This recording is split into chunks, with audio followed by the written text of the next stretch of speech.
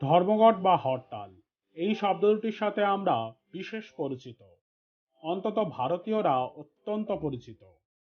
আমরা কথায় কথায় ধর্মঘট ডাকতে খুব ভালোবাসি। আমাদের রাজনৈতিক নেতারা কথায় কথায় ধর্মঘট ডেকে বসেন। কিন্তু আপনারা জানেন এই ধর্মঘট কলকাতায় কবে প্রথম হয়েছিল?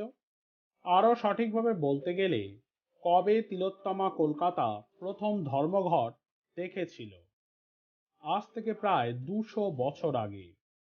আর সেই ধর্মঘটে কলকাতার মানুষদের জীবনধারা বদলে গিয়েছিল সেই ইংরেজ আমলেই। আর যারা ডেকেছিল তাদের কথা জানলেও অবাক হবেন আপনারা। 1827 খ্রিস্টাব্দের 21শে মে এই ধর্মঘট বা হরতাল ডেকেছিল পালকি বাহকেরা। বহু প্রাচীন কলকাতায় পালকি চলাচলের ইতিহাস। ব্রিটিশ আমলেও পালকি ছিল যোগাযোগের গুরুত্বপূর্ণ মাধ্যম। বাঙালি বাবু থেকে ইউরোপীয় গোরা সাহেব পালকি ছিল দুই তরফেই। তাদের পালকি যারা বহন করতেন তাদের মধ্যে বাঙালিদের পাশাপাশি ছিলেন ভিন রাজ্যের মানুষও। ব্যক্তিগত মালিকানা পালকির পাশাপাশি ছিল ঠিকা বা ভাড়া করা পালকিও। তাদের বাহকরা আচমকাই বিপত্তির মুখে পড়লেন। 1827 খ্রিস্টাব্দে কলকাতার পুলিশ বিভাগ ফরমান জারি করল, এবার থেকে সব ঠিক পালকির রেজিস্ট্রি করাতে হবে। পাশাপাশি বেহারাদের জন্য ধার্য হলো লাইসেন্স নাম্বার। পিতলের চাকতিতে খোদাই করা থাকবে নির্দিষ্ট নাম্বার। পালকি চালানোর সময় বেহারাদের তাবিজের মতো সেটি পড়তে হবে বাহুতে। এই সিদ্ধান্ত মোটেও ভালোভাবে নিলেন না পালকি বেহারাদের দল। এমনিতেই তাদের মধ্যে শ্রেণী বৈষম্য ছিল যথেষ্ট। তার উপরে যৎসামান্য পারিশ্রমিক নিয়েও তাদের মধ্যে ছিল ক্ষোভ। ওড়িশা থেকে আসা বেহারাদের দল কিছুতেই সেই পিতলের টিকিট পড়তে রাজি হলেন না। শ্রীপান্ত তাঁর কলকাতা বইয়ে লিখেছেন, বিক্ষুব্ধ পালকি বেহারাদের দল বৈঠকে বসলেন। তৈরি হলো তাঁদের সংগ্রাম পরিষদ।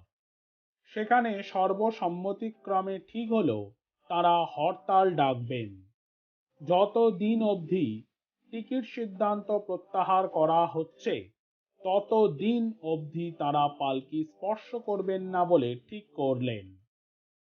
যদি কোনো বাহক পরিষদের সিদ্ধান্ত না মানেন তাকে একঘরে করার কথাও বলা হলো।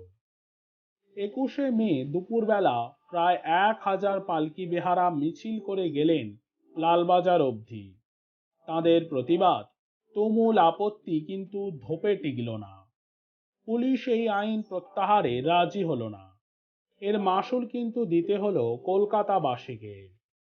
পরের দিন কোনো টিকা পালকি বাহক কাজে এলেন না। অচল হয়ে পড়ে রইল চতুর্দোলার সারি।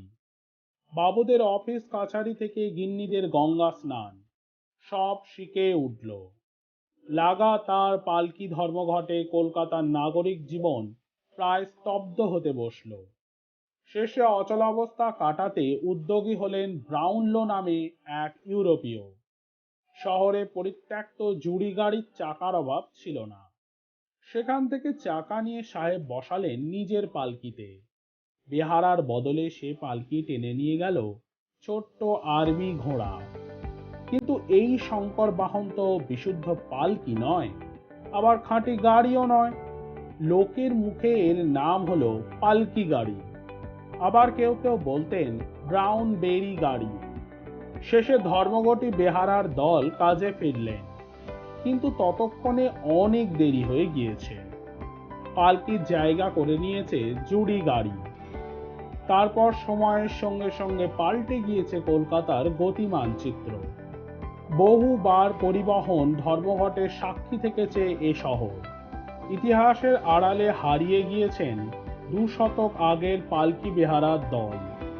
চাপা পড়ে গিয়েছে তাদের করা প্রথম পরিবহন ধর্মঘট।